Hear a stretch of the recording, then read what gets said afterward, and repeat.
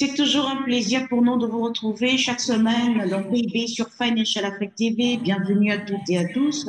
Nous recevons aujourd'hui Monsieur Arne Vogelès, directeur régional pour l'Afrique subsaharienne francophone de Mastercard, une multinationale dans l'industrie du paiement. Monsieur Vogelès, bonjour et merci d'être avec nous dans PIB. Merci de nous donner cette occasion de parler. C'est un grand plaisir de pouvoir parler de notre business, de notre stratégie avec Financial Afrique. Donc, voilà. Le plaisir est partagé. Tout d'abord, présentez-nous Mastercard sur les grandes lignes de son activité. Absolument. Donc, Mastercard est au noyau une entreprise technologique avec un réseau mondial. On est présent dans plus de 210 pays au monde.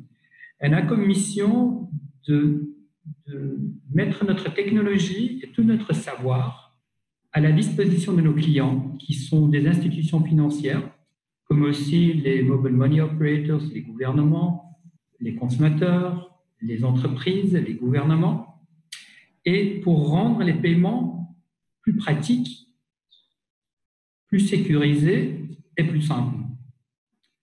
Et donc, dans le passé, c'était plutôt axé carte.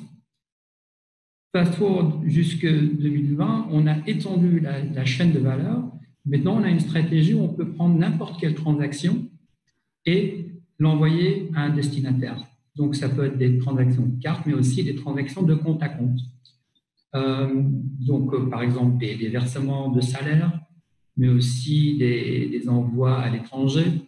Donc, grâce à des acquisitions que nous avons faites dans le passé. Ce qui est important, c'est que le digital est hyper important et l'a toujours été depuis plus d'une décennie pour Mastercard. Ça a commencé avec le e-commerce, donc le commerce numérique.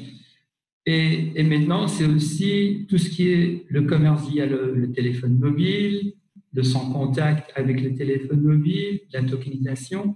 Donc, c'est très important et de pouvoir capter toutes ces nouvelles formes de paiement, mais aussi s'assurer qu'elles soient sécurisées. Sans cela, nous n'avons pas de business parce que comment on dit trust des consommateurs ne seraient pas là. Ce qui est important aussi, c'est que nous avons comme mission aussi de digitaliser le cash. Donc, de par le monde, il y a encore 85% de cash. Ici, en Afrique, c'est plutôt 95 en valeur, 97 par pays en nombre de transactions. Et donc là, un des points importants de travail, c'est de travailler sur l'acceptation, étendre l'acceptation de par le monde. On a 60 millions de points d'acceptation dans le monde, on en a 2,5 millions ici en Afrique. Quand on compare la pénétration du nombre de points d'acceptation ici en Afrique, on a encore beaucoup d'opportunités de croissance dont on pourra parler plus longuement. Puis aussi, il y a un enjeu géographique. Donc, de par le monde, il y a les trois grands aires géographiques sur lesquelles on investit, c'est la Chine, l'Inde et l'Afrique. Et donc, nous avons investi en employés, au niveau de nos bureaux, justement pour capter ces opportunités et aider à la croissance. Ce qui est important aussi, c'est que le gouvernement devient de plus en plus important pour nous et dans le développement des paiements. Donc, gouvernement en tant que client. Et puis finalement, je dirais, c'est de capter les nouveaux flux entreprises et gouvernements. Et tout cela enrobé de ce qu'on appelle en anglais doing well by doing good. Donc, ce qui veut dire, c'est que notre succès en tant qu'entreprise dépend de aussi s'occuper de ceux qui n'ont peu ou presque rien. Donc, c'est l'inclusion financière qui est devenue un noyau capital dans quelque chose de capital dans notre stratégie. Donc ça, c'est globalement. Si je reviens à l'Afrique, donc je vous ai dit qu'on a investi en Afrique.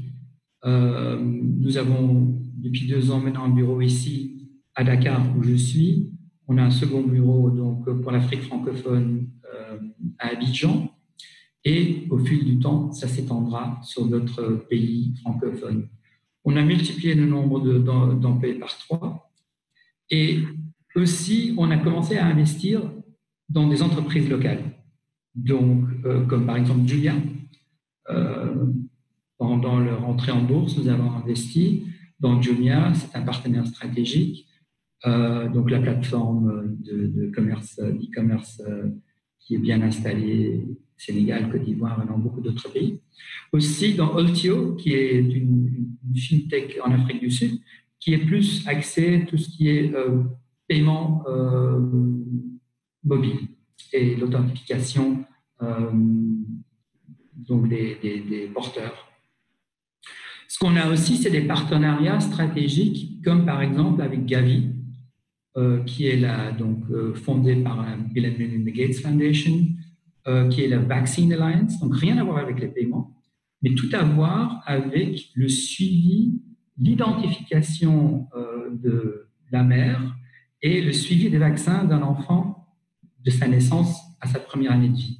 Donc, ce n'est pas une transaction financière, mais c'est une transaction de vaccins dont nous avons aussi, donc, pour laquelle on a développé de la technologie, qui est maintenant en phase pilote et qu'on espère aussi élargir pour le Covid.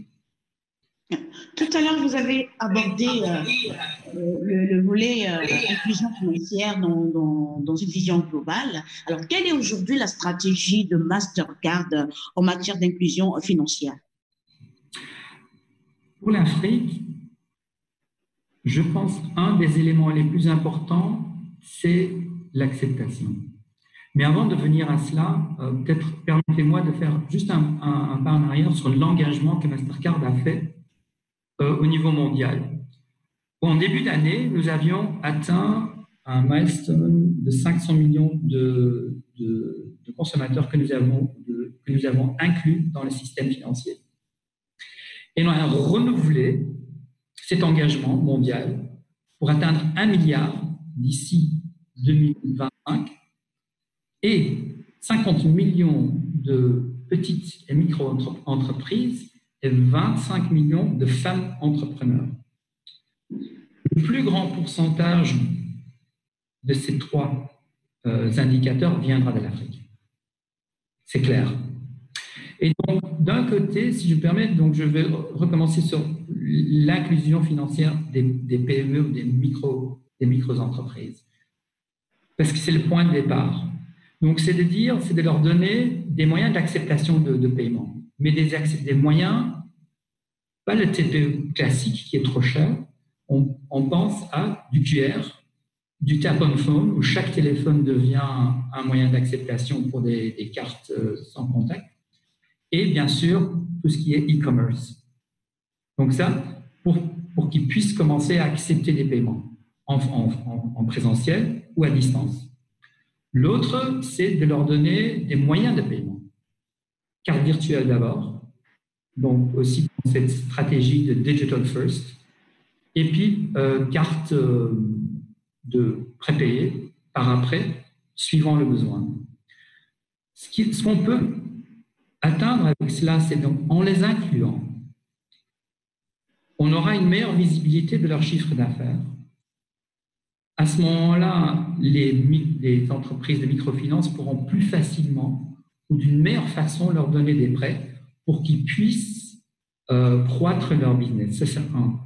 2, il y a des décaissements qui se font via les gouvernements ou les NGO ou par exemple la BAD, qui peuvent maintenant se faire via ces canaux directement vers donc, les entrepreneurs.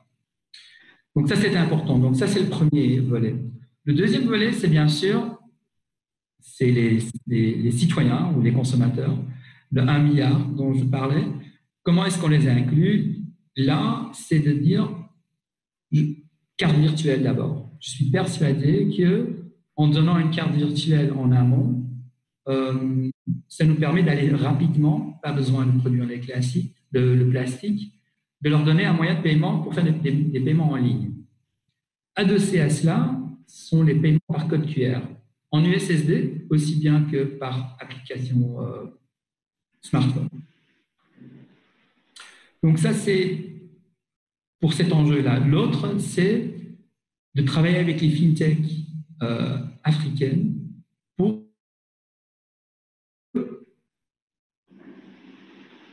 souvent ce que ni les banques peuvent faire, ni les mobile money operators peuvent faire, les fintechs peuvent le faire. Donc, rajouter des services à valeur ajoutée des deux côtés, ça peut être du côté commerçant comme côté consommateur.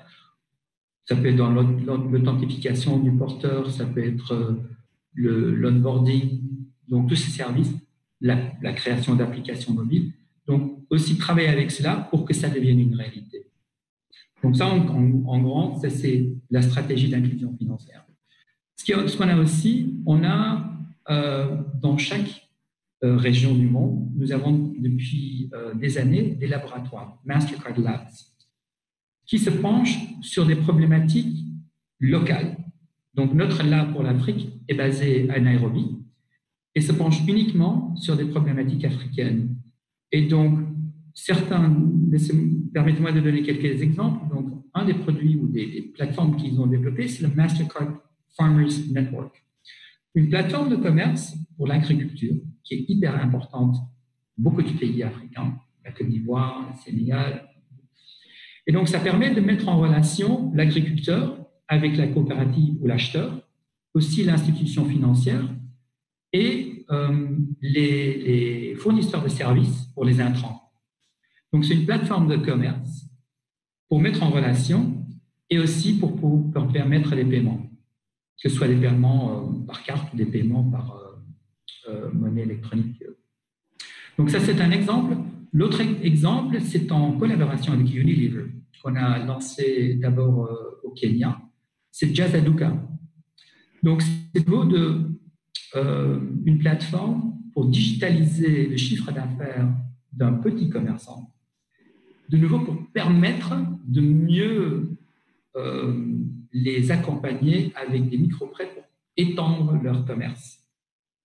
Le paiement viendra, la digitalisation du paiement peut venir après.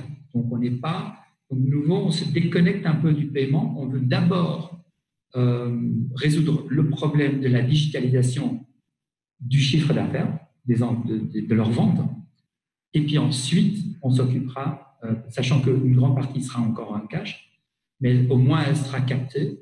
Et puis ensuite, on s'occupera aussi de la digitalisation du paiement en soi.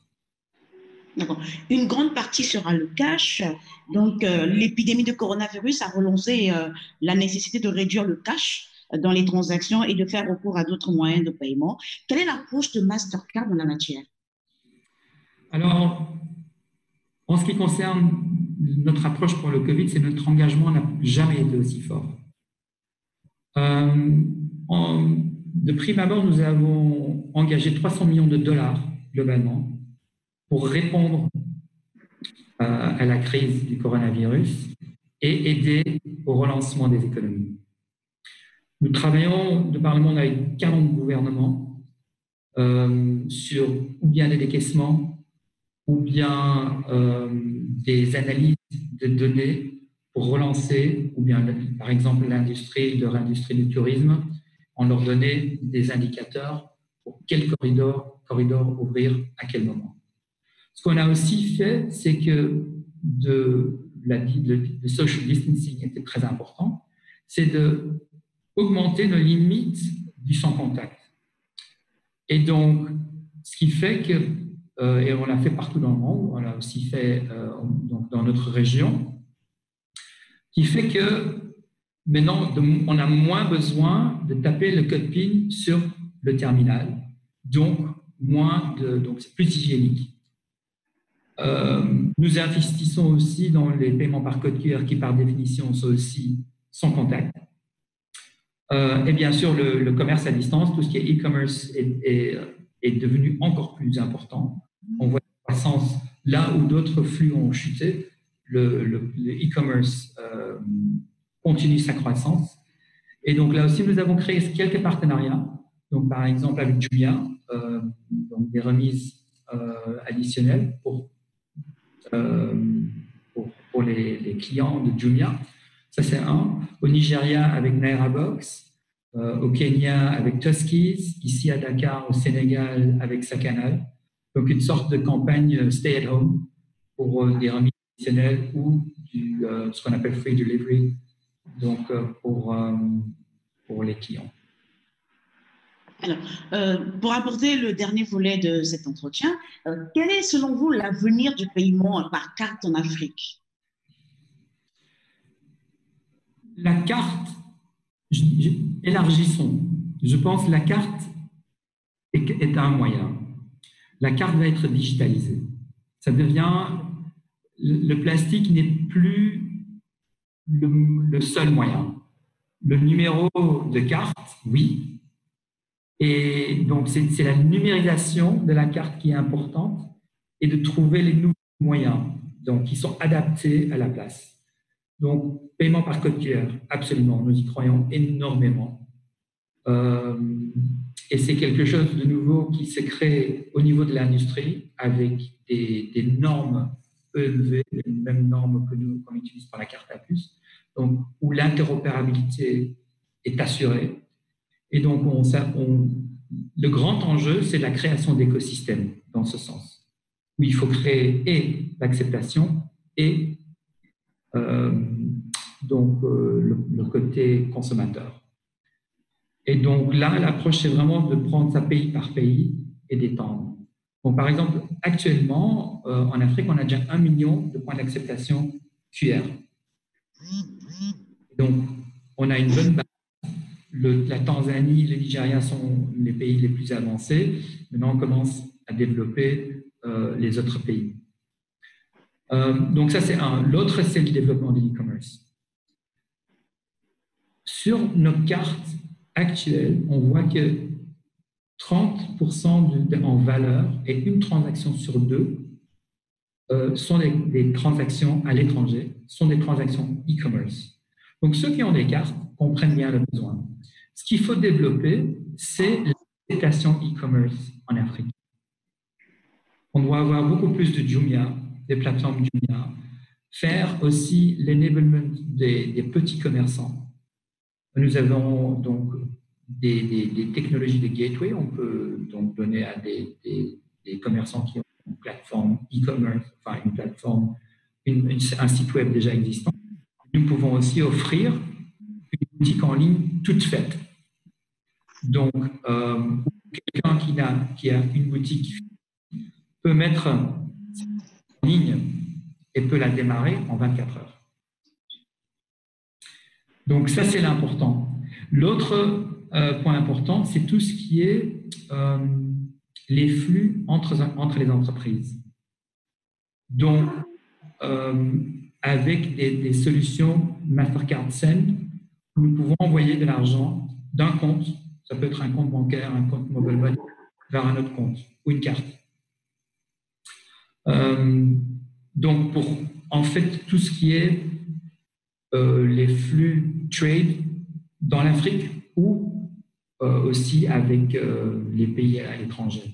L'autre, c'est tout ce qui est les remittances qui viennent de l'Europe, des États-Unis, où nous avons donc acquis une entreprise qui s'appelle Transfast et qui a un grand réseau global de manière plus efficace d'atteindre donc et d'avoir un flux entrant en Afrique. On sait que par exemple, rien qu'au Sénégal, tout ce qui est remittances représente 10% du PIB. Donc on joue sur plusieurs axes.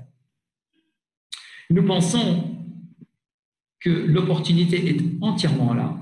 C'est pour ça que nous investissons. Maintenant, il s'agit aussi d'avoir un accompagnement à la hauteur des gouvernements, des banques centrales. Sans avoir un cadre réglementaire qui accompagne, on n'arrivera pas. Donc, c'est une question, je dis toujours, pour nous, notre concurrent ici ne sont pas les autres opérateurs, c'est vraiment le cash.